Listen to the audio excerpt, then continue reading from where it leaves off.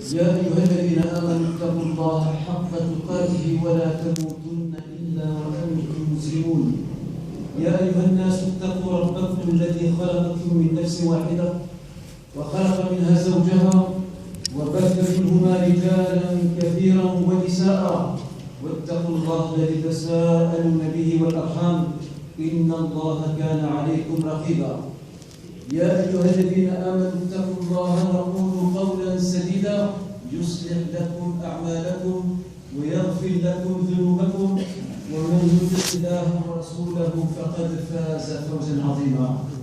أما بعد فإن أصدق الحديث كتاب الله عز وجل وخير الهدي هدي محمد صلى الله عليه وآله وسلم وشر الأمور محدثاتها وكل محدثة بدعة وكل بدعة ضلالة وكل ضلالة في النار.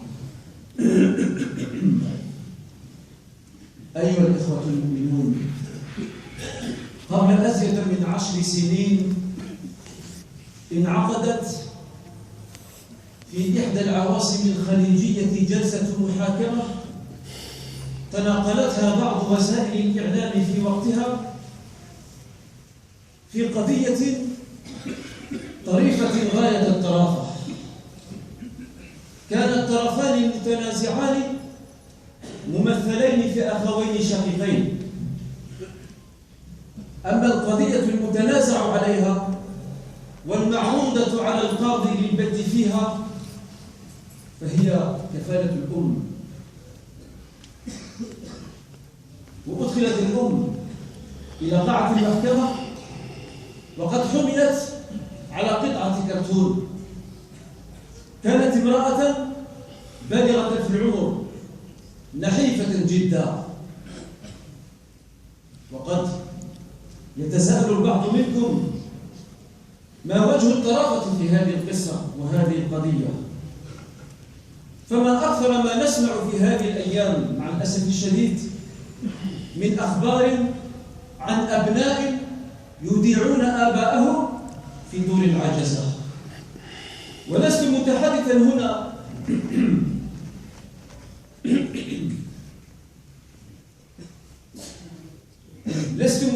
هنا عن حالات استثنائية يعجز فيها الأبناء عن توفير رعاية صحية مناسبة لوالديهم أو أحدهما، لا، وإنما اللوم واقع على من اختار القطيعة مع هذا الجيل المهم من أجيال الإسلام وتنكر لفضائله وقطع حبل الوصال معه في وقت هو أحوج ما يكون إلى عطفنا ورحمتنا كما كان معنا حينما ربانا صغارا. والغرابة إخوتي، الغرابة في هذه القصة التي افتتحت بها هذه الخطبة تكمن في كون هذين الأخوين لم يتنازعا في التخلص من أمهما، بل كان موطن النزاع ومحل الخلاف في من يكفل الأم. وبعدما نظر القاضي في القضية واستمع إلى الطرفين حكم لصالح أحد الأخوين لكونه ميسور الحال وأقدر على رعاية أمه وكفالتها. أما الأخ الآخر الذي خسر القضية فقد هوى نحو الأرض وأجهش على البكاء، لأنه في نظره قد حرم من حق التكفل بأمه والبر بها فيما تبقى لها من العمر. ما أعجبها من قصة والله، وإنها لتطرح بإلحاح سؤالا مهما عن مكانة الآباء وكبار السن في مجتمعاتنا. وإن الحقيقة المرة إخوتي، إن الحقيقة المرة التي يبصرها كل عاقل تجعله يلاحظ أن الثقافة المجتمعية السائدة الآن والتي انتقلت عدواها إلى بعض مجتمعاتنا العربية والإسلامية بل وجاليتنا المسلمة قد أعلت من شأن الفرد بشكل مبالغ إلى حد التقديس، فلم تكترث كثيرا بروابطه الأسرية والاجتماعية إلا بما يحقق منافعه ويحفظ مصالحه، والله المستعان. ولهذا التوجه المجتمعي المدعوم من جهات عدة آثاره المدمرة على الفرد ابتداء والمجتمع انتهاء تمثلت في انتشار خصال ذميمة يأباها العقل والعرف والشرع، من مثل الأنانية والاستئثار ونكران الجميل.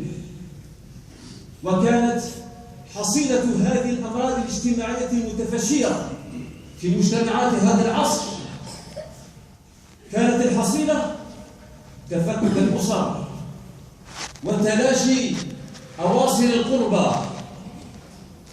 ولم يسلم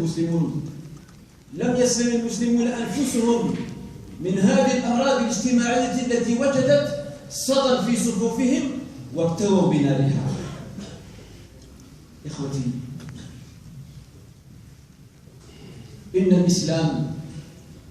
الإسلام قد اعتبر الروابط الأسرية والاجتماعية من أقدس المقدسات، بل وهي في تعاليمه من الأصول والثوابت التي لا تقبل مساسا ولا تعديلا مهما تبدل الزمان أو تطور العمران.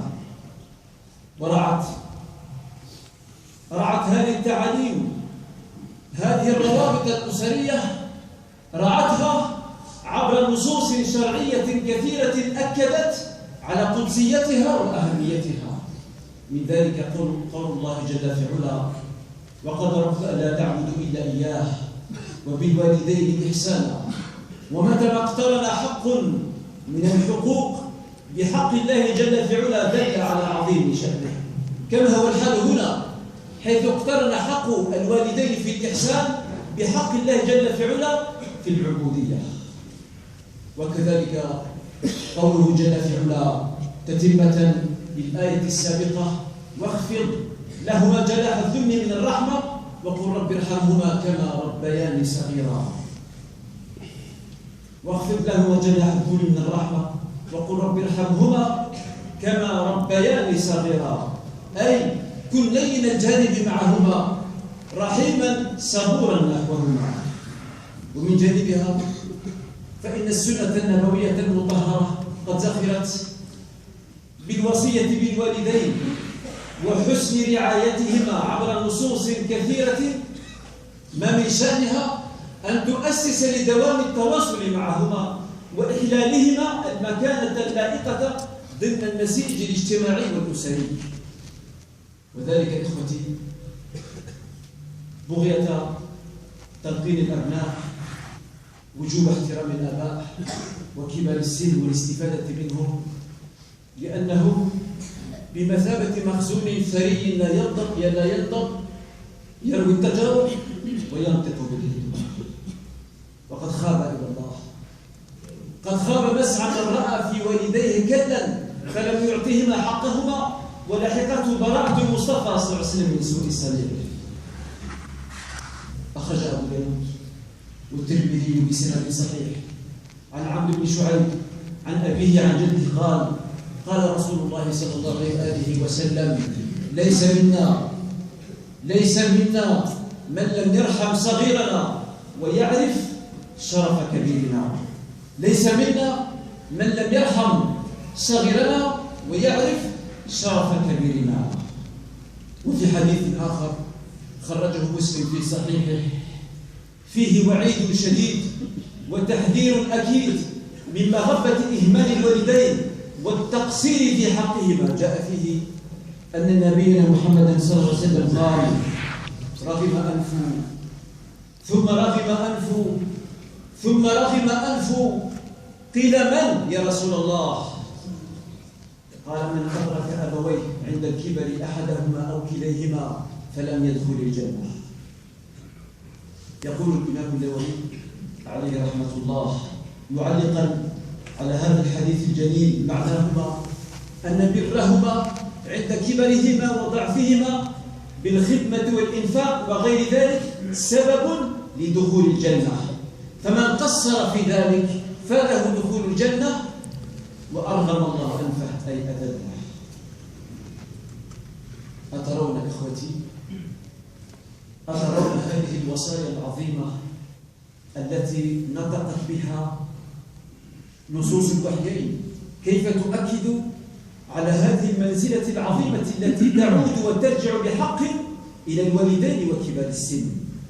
فأين نحن من هذه التعاليم؟ ما محلها من الإعراب في حياتنا اليومية وعلاقتنا بهم؟ أما الأم فإن لها مكانة متميزة وسط هذه الوصايا الجليلة كشف عنها نبينا الكريم صلى الله عليه وسلم حينما قيل له: يا رسول الله، من أحق الناس بحسن صحابتي؟ قال: أمك. قال: ثم من؟ قال: أمك. قال: ثم من؟ قال: أمك. قال: ثم من؟ قال: أبوك. وسر تفضيل، وهذا حديث خرجه البخاري ومسلم، وسر تفضيل الأم على الأب بثلاثة حقوق راجعه الله أعلم فيما ذكره الإمام القرطبي عليه رحمة الله في كون الأم هي التي وضعت أو هي التي حملت ولدها في بطنها 9 أشهر، مع ما يصحب ذلك من مشقة وتعب غالبا. كذلك ثانيا هي التي وضعته فراء نور الحياة. وثالثا أرضعته فأشفقت عليه وهو ولد صغير ضعيف في حجرها. اعلموا رحمكم الله إخوة الإيمان أن هذه القيم الأخلاقية النبيلة السامية لا يمكنها أن ترسخ في المجتمع بل وفي الجالية إذا لم تزرع في نفوس الصغار، في نفوس الأبناء وهم في الصغار، بتعليمهم توقير الوالدين وتبجيل الكبار. أما الآباء فإن دورهم خطير في تطعيم فلذات أكبادهم بهذه القيمة التي قد أشرنا إليها سابقا. فإذا قام الوالدان بجهدهما وبذل ما في وسعهما في تطعيم الأبناء بهذه القيم التي مبناها على الرحمة والإحسان، كان حقيقا بهما أن يجري هذه الثمار الطيبة اليانعة عندما يبلغ بهما العمر العتية.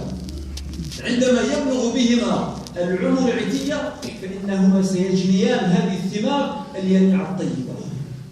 قدم أعرابي إلى الحبيب المصطفى صلى الله عليه وسلم فرآه يقبل الحسن بن علي رضي الله عنه، فقال الأعرابي مستغربا: أتقبلون صبيانكم؟ فقال النبي صلى الله عليه وسلم: نعم. ثم قال الأعرابي: والله إن لي 10 من الأبناء لم أقبل واحدا منهم. فماذا كان رد الحبيب الكريم المصطفى صلى الله عليه وسلم؟ قال له: من لا يرحم لا يرحم. وفي رواية أخرى: ما أملك لك إن كان الله قد نزع من قلبك الرحمة.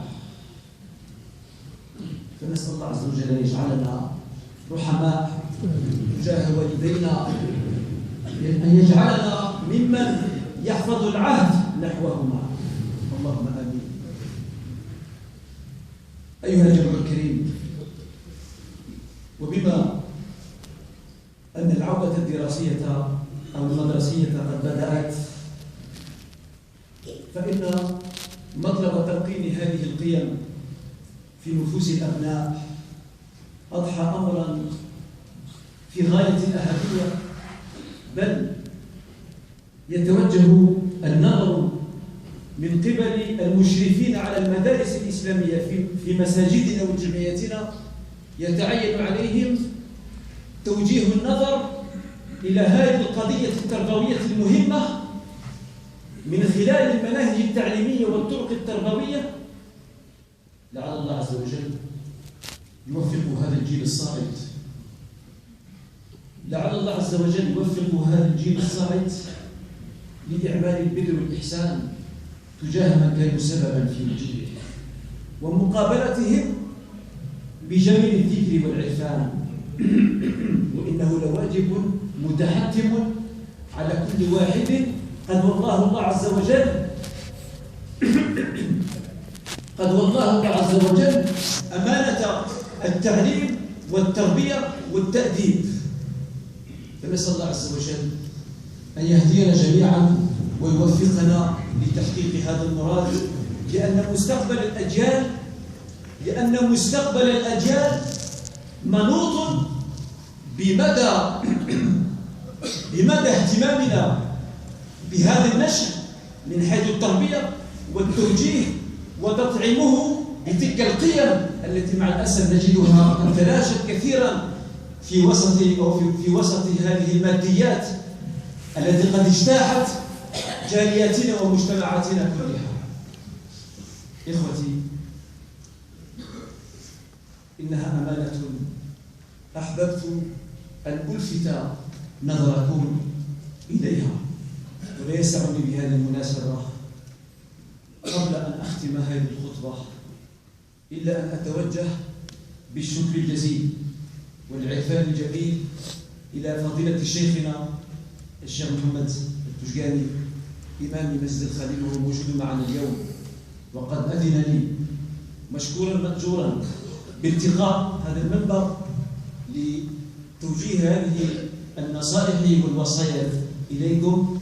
فأسأل الله عز وجل أن يبارك في علمه ويحفظه ويزيده فضلا على فضل. اللهم آمين. أقول قولي هذا وأستغفر الله لي ولكم ولسائر المسلمين من كل ذنب فاستغفروه إنه هو الغفور الرحيم.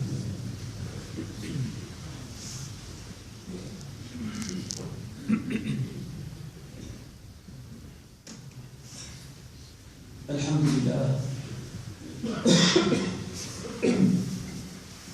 والصلاة والسلام على رسول الله وعلى آله وصحبه ومن والاه. Mes chers frères et sœurs, il y a plus de 10 ans de cela,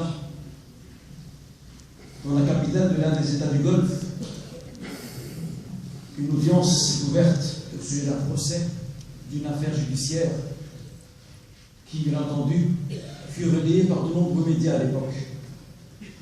Cette affaire fut d'une très grande singularité. Lorsqu'elle fut soumise au juge, soumise à son appréciation afin qu'il puisse se prononcer sur cette affaire, certes, c'est vraiment une affaire singulière. Les deux parties en prise, qui furent en prise par rapport à cette affaire, ne sont que deux frères de sang. Quant à l'affaire qui est l'objet du litige et du conflit entre les deux frères de sang, c'est la prise en charge de leur mère. Le juge est appelé à poser un regard sur cette affaire, à se prononcer dans cette affaire délicate pour savoir à qui reviendra le droit de garde de prise en charge de cette mère. Et voici que cette mère est introduite au sein de la cour d'audience. Elle est introduite sur un morceau de carton. Elle est portée sur un morceau de carton. C'était une femme très âgée et aussi très maigre. Certains d'entre vous peuvent se dire, mais quelle est la singularité de cette affaire? En quoi est-elle inédite? Sachant que malheureusement, de nos jours, nous entendons, bien tristement, nous entendons souvent des histoires concernant des jeunes musulmans au sein même des rangs de notre communauté, de nos communautés en Occident, qui décident, qui prennent la décision de confier leurs parents à des hommes. Et je ne suis pas en train de parler ici, et je n'évoque point ces cas exceptionnels d'enfants qui sont dépassés par la situation en raison de prise en charge très onéreuse, qui ne peuvent assumer et ne peuvent suivre. Cela représente une exception. Non, ce n'est pas du tout ça. Il s'agit plutôt de ceux et celles qui, en toute âme et conscience, même s'ils gardent en eux un certain remords, décident, et excusez-moi l'expression, ils décident de se débarrasser de leurs parents, de les confier à des hommes. C'est de cela qu'il s'agit. maintenant vous pouvez comprendre l'intérêt de cette histoire par l'entremise de laquelle j'ai commencé tout ça. Parce qu'en fait, ces deux frères qui se sont retrouvés devant le juge, et c'est là le côté singulier de cette histoire. Ces deux frères qui se sont retrouvés devant le juge ne se disputaient pas quant à savoir qui va se débarrasser de la mère. Non, c'est le contraire. Ces deux frères se disputaient pour savoir qui va garder la mère. Là est la singularité de cette histoire.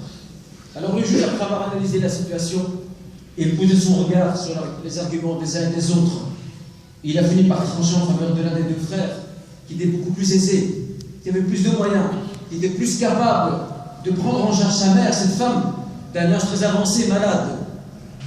Qu'en est-il de l'autre frère? Eh bien, mes chers frères et sœurs, l'autre frère s'est effondré à terre, en pleurs. Parce qu'il voit que le juge qui s'est prononcé sur cette affaire, il voit qu'il est lésé dans son droit. Parce qu'il aurait voulu, malgré le peu de moyens qu'il a, il aurait voulu prendre en charge sa mère, s'occuper d'elle, faire preuve de bonté filiale à son égard jusqu'à son décès. Mais le juge en a décidé autrement, car le juge voyait plutôt l'intérêt de la mère, de ce qui lui reste comme jour à vivre dans cette vie, dans cette terre. Cette affaire, mes chers frères et sœurs, cette affaire, croyez-moi, elle pose une grande question. Elle soulève même un grand débat. Cette question, ce débat, n'est autre que de savoir quelle place comptons-nous réserver à nos parents, à nos aînés, à ce qu'on appelle aujourd'hui le troisième âge. Quelle place doivent-ils occuper dans nos rangs? Dans quelle direction allons-nous aller avec eux? Allons-nous s'occuper d'eux dans la mesure du possible, le mieux que nous pouvons? Ou alors allons-nous plutôt nous en débarrasser en toute âme et conscience, en cherchant je ne sais combien de prétextes? La question est posée, mes chers frères et sœurs. Et surtout avec cette culture sociétale qui ravage nos sociétés et qui a même affecté de nombreuses sociétés arabo-musulmanes et de surcroît également notre communauté musulmane, cette culture de l'individualisme, où l'homme, l'individu à lui seul, est élevé à rang sacré. Quant à ses relations familiales et sociales, elles viennent au second plan, sauf si elles peuvent servir ses intérêts et les asseoir. Alors que si nous nous tournons, mes chers frères et sœurs, si nous nous tournons vers nos enseignements fondamentaux que nous retrouvons dans le Saint-Coran et dans la tradition prophétique, nous verrons que les relations familiales, les relations sociales sont considérées comme des relations et des liens sacrés sur lesquels il ne peut y avoir la moindre tergiversation ni la moindre négociation. Ces relations ne peuvent en aucun cas faire l'objet de la moindre négociation ou la moindre révision. Regardez, à titre d'exemple, cette parole divine qui est très claire